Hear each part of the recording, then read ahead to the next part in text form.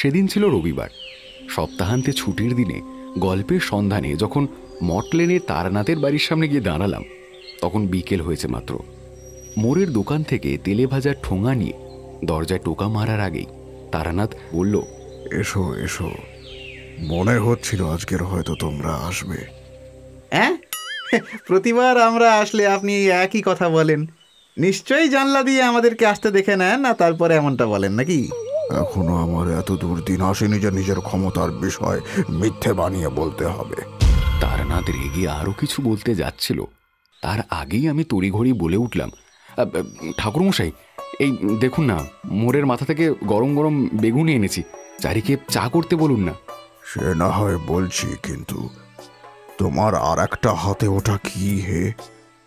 দেখে তো বই মনে হচ্ছে। ও, এটা এটা আমার ভাইপোর জন্য ঠাকুরমশাই, একে বলে কমিক্স। কমিক্স? সে কিরকম? মানে আমি তো পুরনো দিনের মানুষ, তাই শুনিনি আর কি। আসলে কমিক্স হলো মানুষের কল্পনাপ্রসূত গল্প। মানে ওই ধরুন, একটা মানুষ, তার দুটো ডানা রয়েছে, সে হলো বাদুর মানব।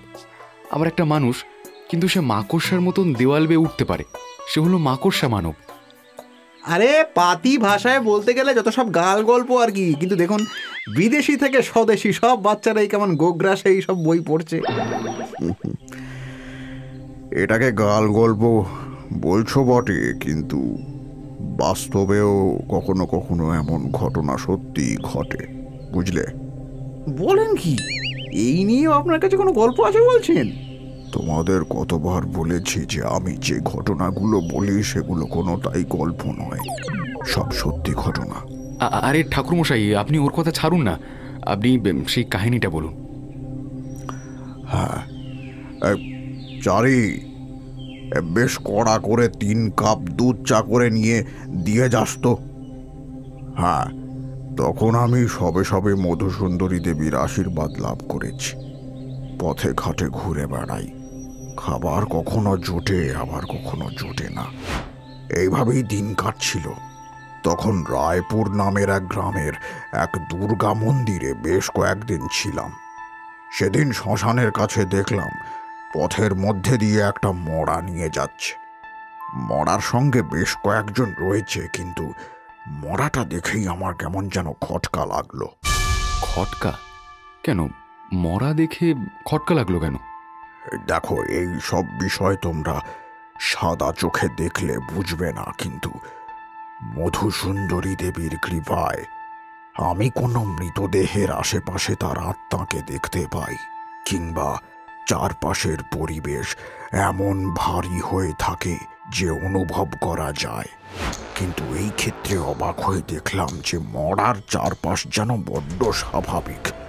শুধু তাই নয়, মৃতদেহের সৎকারের সময় আত্মা কিন্তু তার কাছে অবশ্যই আসে, কিন্তু এক্ষেত্রে সেটাও দেখা যাচ্ছে না কেন? কৌতূহলী হয়েই তাদের একজনকে ডেকে জিজ্ঞাসা করলাম, এই যে ভাই শোনো, এর মধ্যে তো মরার দেহ নেই, তাহলে তোমরা কি নিয়ে যাচ্ছ? আপনি ঠিকই বলেছেন ঠাকুরমশাই। উত্তরের জঙ্গলে এমন এক দুর্ঘটনা ঘটেছে যার জন্য ওর মৃতদেহ আমরা খুঁজে পাইনি, কেবল শরীরের কিছু অংশ খুঁজে পেয়েছি। তাই খড় ঘাস দিয়ে কোনো রকমে নিয়ে যাচ্ছি। কেন? উত্তরের জঙ্গলে এমন কি ঘটেছে? আর বলবেন না, এক হিংস্রবাগের আক্রমণের ফলে এই সর্বনাশ ঘটেছে। সবই পোড়া কপাল ঠাকুরমশাই, নইলে বিয়ের পর দিন এমন করে আমার বোনটা বিধবা হয় বলুন? সবই নিয়তির খেলা ভাই, সবই নিয়তির খেলা, নইলে এমন অঘটন ঘটে নাকি? চলো এবারে চলো।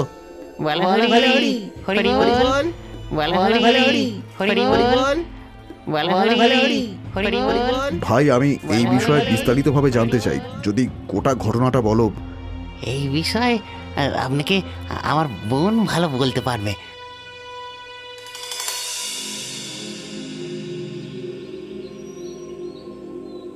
ঠাকুরমশাই, ওই যে আমার বোন নলিনী, সবে 15তে পড়েছে।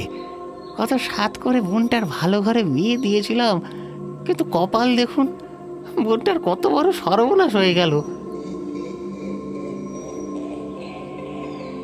ঈশ্বর তোমায় কষ্ট সহ্য করার ক্ষমতা দিন। মা, কাল কি হয়েছিল তুমি আমাকে বলতে পারবে? পারবো ঠাকুরমশাই, কালকের ঘটনা আমি যে জীবনেও ভুলতে পারবো না, কখনো না। তখন বিদায়ের পরে আমি পালকিতে, আর আর উনি পালকির পাশে হেঁটে যাচ্ছিলেন। সবকিছু ঠিকই ছিল, কিন্তু আমরা উত্তরের জঙ্গলের পথে ঢুকতেই একটা হাড় হিম করা গর্জন শুনতে পেলাম।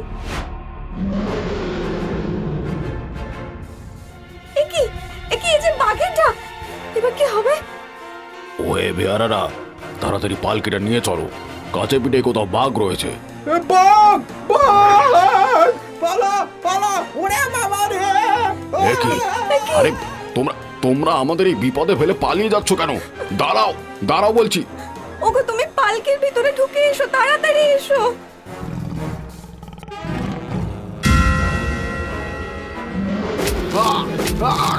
বাঁচাও বাঁচাও নলিনী, বাঁচাও বাঁচাও! কে কোথায় আছো? বাঁচাও! ছেড়ে দে, ছেড়ে দে ওকে, ছেড়ে দে। নলিনী, নলিনী! ভগবান, এবার আমি কি করব?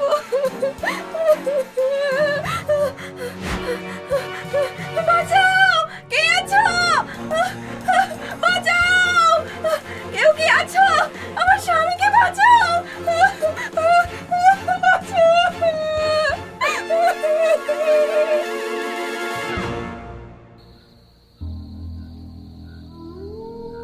এই মেয়ে, এখানে বসে বসে এমন মরা কান্না কাঁদছো কেন? অলক্ষণে কাণ্ড যত। আমার বরকে বাঘটা নিয়ে চলে গেল। দয়া করুন দিদি, বাঁচান ওকে, বাঁচান। চুপ করো তো, খেয়ে দে, আর জগতে কাজ নেই যত সব। কাঁদতে হলে অন্য কোথাও গিয়ে কাঁদো, এখানে সব চলবে না। জানেন ঠাকুরমশাই, অমন নিষ্ঠুর আর খারাপ ব্যবহার আমি কোনোদিন কাউকে করতে দেখিনি। আমি সাহায্যের জন্য কতবার চিৎকার করলাম, কিন্তু কেউ এলো না। তখন কাঁদতে কাঁদতে আমি ওখানে অজ্ঞান হয়ে যাই। যখন জ্ঞান হলো, তখন দেখি দাদা আমাকে নিয়ে এখানে এসেছে, আর উনি... শান্ত হও মা, শান্ত হও। আচ্ছা নলিনী মা, ওই বাঘটাকে কেমন দেখতে ছিল বলো তো? ওরকম ভয়ঙ্কর আর বিভৎস জানোয়ার আমি জীবনে দেখিনি ঠাকুরমশাই। ওর গায়ের রং হলুদ কালো ছিল না, বরং সাদা ডোরা কাটা ছিল। আর তার চেহারা এত বিশাল, যেন মনে হচ্ছিল সাক্ষাৎ নরক থেকে উঠে এসেছে প্রাণীটা। ওই ভয়ঙ্কর চেহারা আমি কোনোদিন ভুলবো না, কোনোদিন না।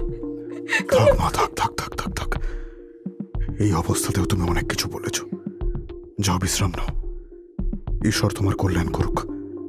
আর আমি তোমাদের সঙ্গে একটু কথা বলতে চাই।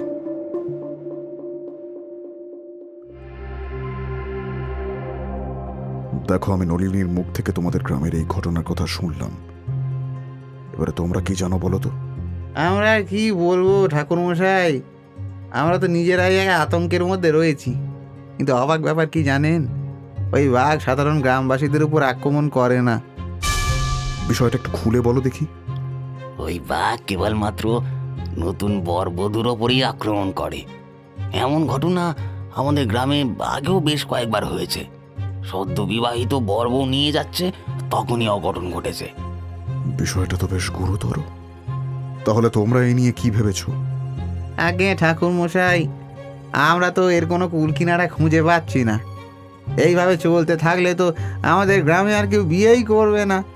বিয়ের পরে কত আশা নিয়ে আমরা মেয়েকে বিদায় জানাচ্ছি, আর তারপরই এমন ভয়াবহ ঘটনা ঘটছে। এভাবে চলতে থাকলে তো সর্বনাশ হয়ে যাবে। কিন্তু আমরা করবই বা কি বলুন তো? গ্রামবাসীদের অমন কাতর আর অসহায় মুখগুলো দেখে আমি তখন বেশ আবেগী হয়ে পড়েছি। ভাবলাম কিছু একটা তো করতেই হবে। বুঝলে, আমি ঠিক করলাম যে আমি আবার একটা বিয়ে করব। হ্যাঁ, সত্যি ঠাকুরমশাই? আপনি আপনি এমন কথা ভাবলেন কি করে? আরে বাবা, আমার পুরো কথাটা তো শোনো। তোমরা কথার মাঝে বড় বাধা দাও। আমি কি সত্যি সত্যি বিয়ে করব ভেবেছিলাম নাকি কেবল নাটক করে বিয়ে করব ভাবলাম? নাটকের বিয়ে সে আবার কেমন? আর তার কারণটাই বা কি ঠাকুরমশাই? দেখো, গ্রামবাসীদের কথা শুনে আমি তো এটাও বুঝে গেছিলাম যে এই বাঘ কেবল বেছে বেছে নববিবাহিত দম্পতির স্বামীকেই তুলে নিয়ে যাচ্ছে। তখনই আমার মাথায় এই ফন্দি এলো। মানে আপনি নিজেকে বাঘের টোপের মতন ব্যবহার করে বাঘকে কুপোকাত করতে চাইছিলেন, তাই তো? একদমই তাই। এবারে উপায় তো ভাবলাম, কিন্তু তা প্রসূত করার জন্য তো বরের একটা বউ দরকার। এদিকে এই মিথ্যে বর বউ সাজতে কি গ্রামের কোনো মেয়ে রাজি হবে? তখন তাহলে কি করলেন? তারপরের ঘটনা শোনো তবে। আমি গ্রামবাসীদের আমার প্রস্তাবটা জানাতেই তারা প্রথমে রে রে করে আমায় মানা করলো। না না না ঠাকুরমশাই, আপনি অমন কথা ভাববেন না।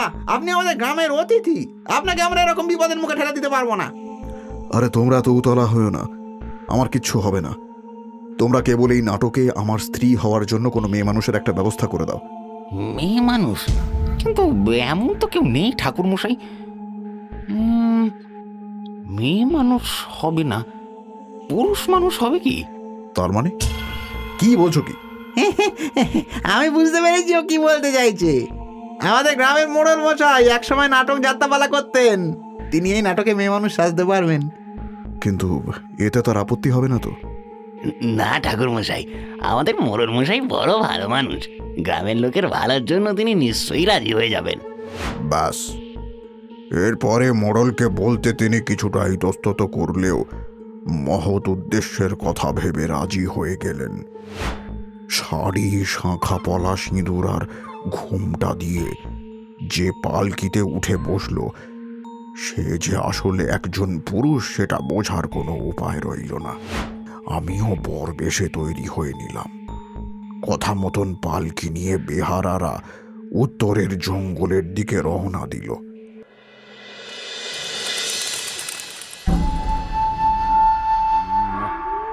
না না না না না, বাঘ বাঘ!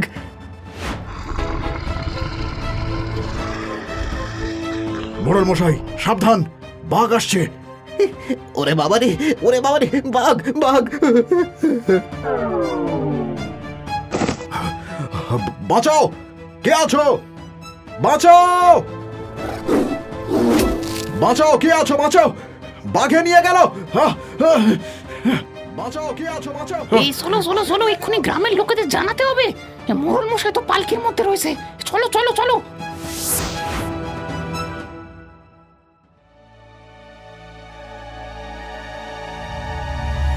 কি যে হলো কিছুই বুঝতে পারছি না। রাত পেরিয়ে ভোর হয়ে বেলা গড়িয়ে গেল, এতক্ষণ তো ঠাকুর মশাই এসে যাওয়ার কথা। মোড়ল মশাই, আপনি তো ছিলেন, বলুন না কি হয়েছিল? আমি আর কি বলবো বলো তো, ওই বিভৎস বাঘ দেখে আমার চোখের সামনে যেন অন্ধকার নেমে এলো। বাবা, ও জ্ঞান হারানোর আগে দেখলাম বাঘটা ঠাকুর মশাইয়ের পা ধরে টেনে নিয়ে যাচ্ছে। হ্যাঁ, তবে কি ঠাকুর মশাইও?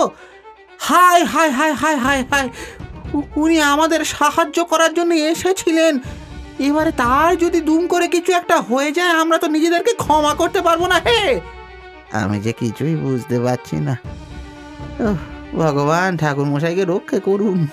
এখানে দাঁড়িয়ে থাকলে চলবে না, চলো আমরা জঙ্গলের মধ্যে গিয়ে তার খোঁজ করি। চলো।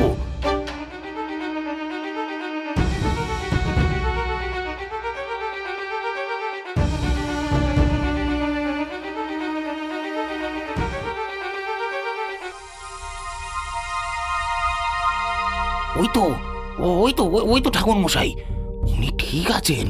হে ভগবান, তোমার শত কোটি ধন্যবাদ। ঠাকুর মশাই, আপনি ঠিক আছেন তো?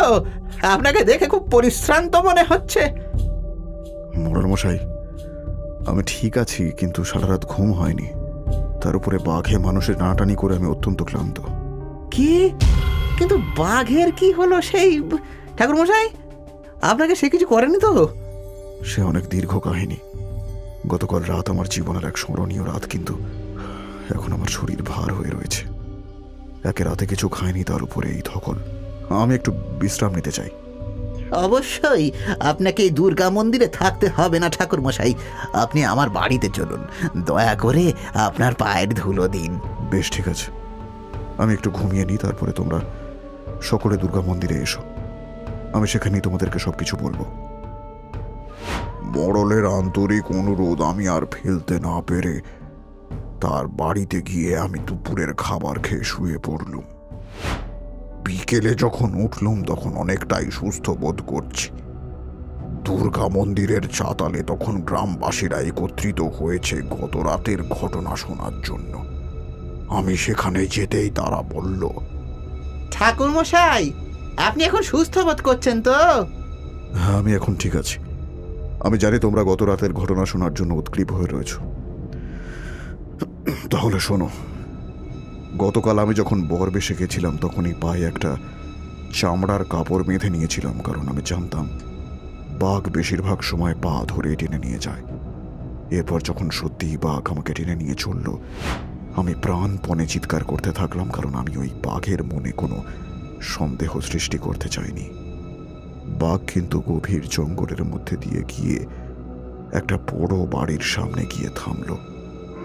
এরপর এই বাঘটা যেন আমার দিকে কিঞ্চিত সন্দেহের চোখে তাকিয়ে দেখছিল। পরক্ষণে কিছু একটা আন্দাজ করে সে যেই আমার টুঁটি লক্ষ্য করে ঝাঁপাতে যাবে, তখনই আমি মন্ত্রপুত মহাশ্মশানের ভস্মটা ছুড়ে দিলাম। কারণ আমি জানতাম ওই বাঘ সত্যিকারের বাঘ নয়, এ কোনো ভিকধারী অপশক্তি। হলো ঠিক তাই। মুহূর্তের মধ্যে সেই ভীম দর্শন বাঘ এক নারীতে রূপান্তরিত হলো। কে কে তুই? কে তুই? ওরে শয়তানি, আবার জিজ্ঞেস করছিস আমি কে? এত এত নিষ্পাপ মানুষের প্রাণ কেড়ে নিয়েছিস তুই, তবুও তোর লজ্জা নেই? নিষ্পাপ? কে নিষ্পাপ? এরা সকলে শয়তান, পাপী, এরা সকলে অপরাধী। অপরাধী? পাপী? কি বলছিস কি তুই? নববিবাহিত মেয়েগুলোর স্বামীকে অকারণে তুলে নিয়ে গিয়ে মৃত্যুর খেলা তুই শুরু করেছিস? হ্যাঁ, এই মৃত্যুর খেলা আমি শুরু করেছি, কিন্তু আমাকে এটা করতে বাধ্য করেছে ওরা। আমি শুধু প্রতিশোধ নিচ্ছি, প্রতিশোধ। প্রতিশোধ? কিসের প্রতিশোধ? যা বলবি স্পষ্ট করে বল। কেন এই হত্যালীলায় মেতেছিস তুই? কি এর কারণ? এর পেছনে অনেক বড় কাহিনী রয়েছে তান্ত্রিক। আমি মিনতি, মা মরা মিনতি। ছোট থেকেই বাবার আমার বিয়ে নিয়ে বড্ড চিন্তা ছিল। গায়ের রং কালো ছিল বলে গ্রামের লোকে আমার বাবাকে বারবার খোঁটা দিত। সেদিন যখন বাড়ি এলো তখন বাবার মুখে আনন্দের হাসি। মিনতি, মিনতি মা, কোথায় তুই? এই শিগগির আয় না, এই শিগগির এসে শোন। কি হয়েছে বাবা, এত চেঁচামেচি করছো কেন? মিনতি মা আমার, এই তোর বিয়ে পাকা করে এলাম রে মা। আমাদের পাল্টি ঘর, মিত্তির পাড়ায় বাড়ি, ছেলের ভালো ব্যবসা রয়েছে, তুই খুব সুখে থাকবি মা। বিয়ে পাকা করে এলে? কিন্তু এত কথা বললে আর কত পণ দিতে হবে সেটা বললে না তো? তুই বড় বেশি বকিস মা। ওইসব পণ টাকা পয়সা দেনা পাওনা নিয়ে তোকে ভাবতে হবে না। আরে তোর বাবা বেঁচে আছে তো, ওইসব আমি ঠিক জোগাড় করে নেব। কিন্তু বাবা, আমার কথাটা শোনো। আর কোনো কথা নয় মা, তুই শুধু বিয়ের জন্য প্রস্তুতি নে। কদিন পরেই আমার সব থেকে বড় স্বপ্ন পূরণ হবে। আমার মেয়েটাকে আমি বউয়ের সাজে দেখবো। এবারে এবারে সঙ্গে গিয়ে তোর মাকেও মুখ দেখাতে পারবো রে মা। বাবা, আমি কি তোমার বোঝা হয়ে গেছি যে আমাকে বিদায় করার জন্য তুমি এত উতলা হয়ে গেছো? মেয়েরা কখনো বোঝা হয় না রে মা, কিন্তু সমাজের চাপে মেয়েদের তো বিয়ে দিতেই হয় বল। আমি শুধু তোকে সুখী দেখতে চাই রে মা, তবে আমি মরেও শান্তি পাবো। বড় আশা নিয়ে বাবা আমার বিয়ে ঠিক করেছিল। বরপণের বেশিরভাগ টাকাই বাবা জোগাড় করে ফেলেছিল, কেবল সামান্য কিছু টাকা বাকি ছিল। বাবা বলেছিল বিয়ের পরে জমি বিক্রি করে সেটাও দিয়ে দেবে, কিন্তু বিয়ের দিন বরপক্ষ বেঁকে বসলো। বাকি টাকা না পেলে তারা কিছুতেই বিয়ে দেবে না। সকলের সামনে তারা বাবাকে যাচ্ছে তাই অপমান করলো। আমি কেঁদে কেঁদে গ্রামের সকলের সামনে অনুরোধ করলাম, তাদেরকে এই অন্যায়কে আটকাতে বললাম, কিন্তু সকলে মুখ বন্ধ করে তামাশা দেখতে মত্ত। ওরা বিয়ে ভেঙে চলে গেল। সব শেষ হয়ে গেল রে মা, সব শেষ হয়ে গেল। আমার সব আশা শেষ হয়ে গেল। মেয়েটা আমার লগ্নভ্রষ্টা হলো। তো আর কি হবে দাদা, এইরকম কুৎসিত মেয়ের বিয়ে যখন দেবে তখন বরপণে টাকা তো দিতেই হবে।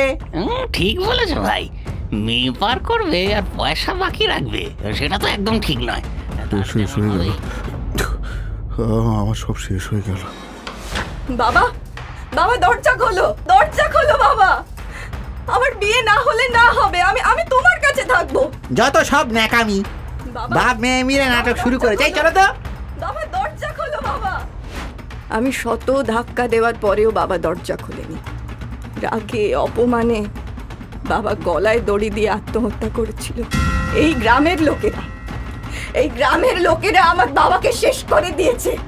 এরপরেই আমি ভেবে নিয়েছিলাম এর প্রতিশোধ আমি নেবই। তারপরে কি হলো? বাবা মারা যাওয়ার পরে ঘরে মন টিকতো না, একা একাই বেরিয়ে পড়তাম।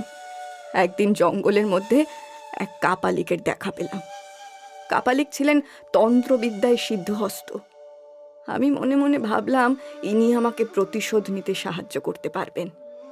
আমি তার শিষ্যা হলাম, আর তিনি আমাকে বিবাহ করে তার ভৈরবী সঙ্গিনী করতে চাইলেন। আমিও রাজি হয়ে গেলাম।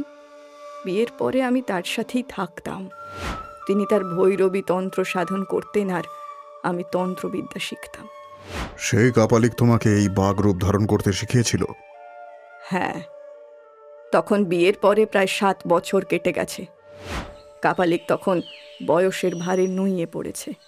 একদিন সে আমাকে বলল, মিনতি, তুমি একজন প্রকৃত স্ত্রীর মতোই আমার সেবা করেছ। তোমার সেবায় আমি অত্যন্ত খুশি। এ কি বলছো তুমি? এ তো আমার কর্তব্য ছিল। না মিনতি, আমি জানি আমার সময় ঘনিয়ে এসেছে। হয়তো কিছুদিনের মধ্যেই আমি মারা যাব, কিন্তু তার আগে আমি তোমাকে নিজের বিদ্যার শ্রেষ্ঠ বিদ্যা রূপ বদল শিখিয়ে দিতে চাই, যার মাধ্যমে তুমি নিজের প্রতিশোধ পূরণ করতে পারবে। কাপালিক আমাকে রূপ বদলের বিদ্যা শিখিয়ে দিলেন। এর কিছুদিন পরেই তার মৃত্যু হলো। আমার মধ্যেকার এতদিনের সুপ্ত প্রতিশোধের আগুন আবার জ্বলে উঠল। যে গ্রামবাসীদের জন্য আমার বিয়ে হয়নি, আমার সংসার হয়নি, আমার বাবা মারা গেছে, তাদেরকে আমি কিছুতেই ছাড়বো না তাদেরকে। তারপর থেকে তুমি নিরীহ নববিবাহিত দম্পতিদের মধ্যে থেকে বরদের হত্যা করতে শুরু করলে, তাই তো? হ্যাঁ, এর ফলেই আমার বাবার আত্মা শান্তি পেয়েছে, তিনি খুশি হয়েছেন।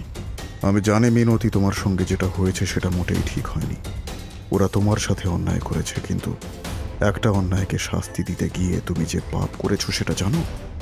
তোমার স্বর্গীয় বাবা কোনোদিন এতে খুশি হয়নি, হতে পারেন না। কে বলেছে খুশি হয়নি বাবা? আপনি কি করে জানলেন? মিথ্যে কথা বলছেন আপনি। বেশ, আমি তোমার বাবার আত্মাকে এখানে ডেকে আনছি, তিনি তোমাকে সত্যিটা বলবেন।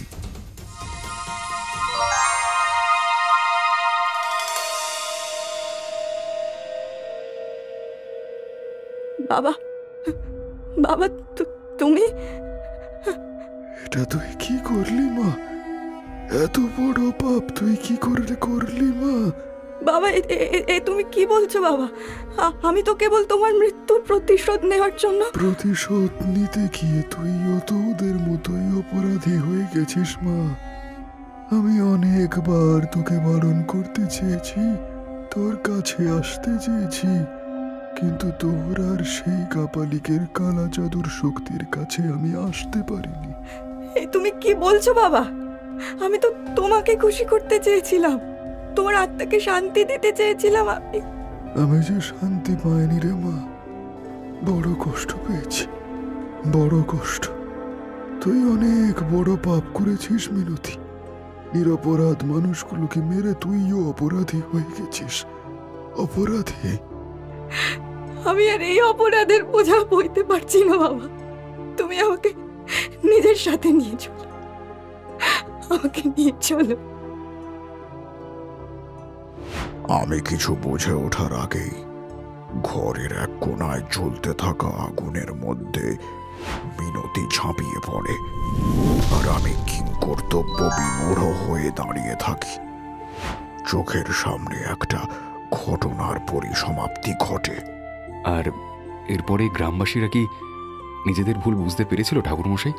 হ্যাঁ, তারা বুঝেছিল যে বিদ্রুপ, ব্যঙ্গ, কুমন্তব্যের কারণে মানুষের জীবন নষ্ট হয়ে যেতে পারে। এরপরে ওই গ্রামে নিশ্চয়ই আর কোনো ঘটনা ঘটেনি এমন?